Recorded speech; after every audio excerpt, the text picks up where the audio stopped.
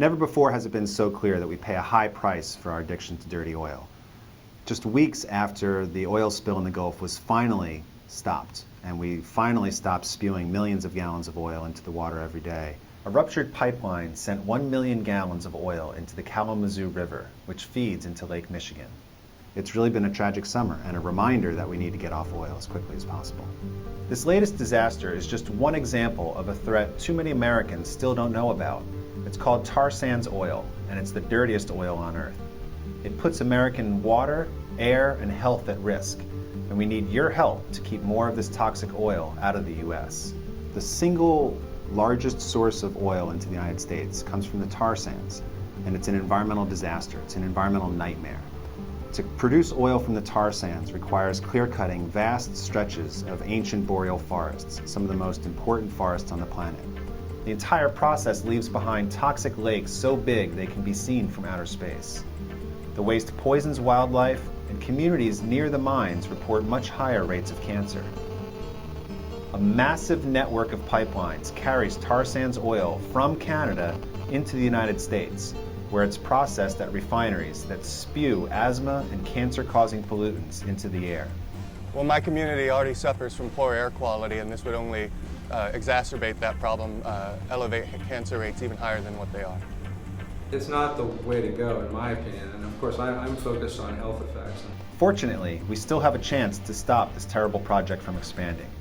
Right now, the Obama administration is deciding whether or not to approve the granddaddy of all tar sands pipelines. The Keystone XL pipeline would cross one of the most important sources of water in the country, the Ogallala Aquifer.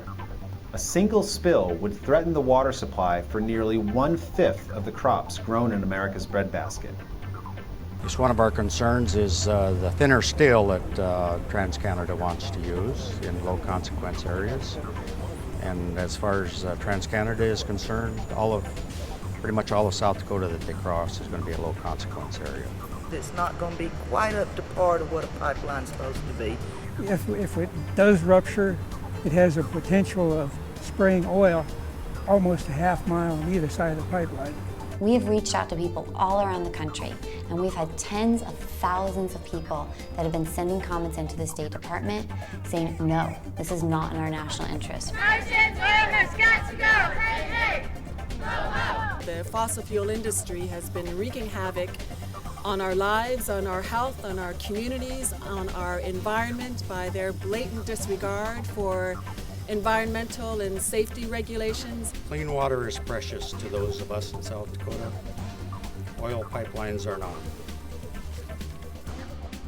Whether it's tar sands, whether it's deep water oil drilling, mountaintop removal, these fossil fuels, from the extraction to the transportation to the combustion, are just incredibly dirty. Well, I mean, I grew up in Alberta, and the sickness and the dirty water that's flowing into some of the Aboriginal communities, and it's devastating. We don't have to build pipelines that perpetuate our dependence on dirty energy. The Obama administration and the State Department have the power to stop this pipeline from being built, and it's our job to make sure that they do it. Enough is enough. We want clean energy now.